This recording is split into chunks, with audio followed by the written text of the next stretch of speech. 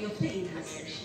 اینه که میگم ببینید اون کسی که مثلا درس نمیخونه، اون کسی که مواد مصرف میکنه، اون کسی که مشروب میخوره، توی این شرایط گیر کرد و نمیتونه تصمیم بگیره که بالاخره یه سری فواید براش داره دیگه، این وضعیت موجود یه سری فواید براش داشته و این فواید این آدم رو گرفته و این در واقع حتی میدونه چه خطرهایی هم براش داره و میدونه که چه اگر این رفتار ادامه پیدا بکنه چه مسائلی هم در پیش رو خواهد داشت، ولی واقعا این مقاومت انگار بهش اجازه نمیده که بکشه بیرون خودش رو از این فضا.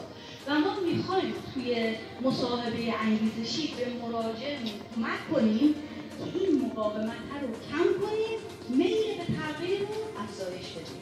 یعنی اون انگیزه، اون جرقه رو در درون فرد بزنیم که میل به تغییر درش ایجاد بشه و حرکت بکنه به سمت اون کنار گذاشتن اون وضعیتی که هست. حالا ممکنه اضافه وزن باشه، ممکنه که مثلا دیابتی دارو مصرف نمیکنه و خیلی چیزای دیگه که حالا جلوتر بریم بیشتر با هم دیگه راجبش صحبت میکنیم.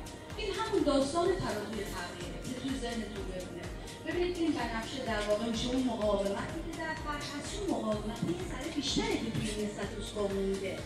اگه مقاومت کمتر رو داشت میکرد دیگه انگار اون مغزش و اون سودش بیشتر داره فعلا میچرده براش که نمیتونه تصمیم بگیره و این رو کنار بذاره. اگه یه اینجور وضعیتی باشه، یعنی نسبت مقاومت و میل به تغییر یه اینجور نسبتی باشه، ما به راحتی میتونیم به مراجعه کنندمون کمک بکنیم. ولی اگر یه اینجور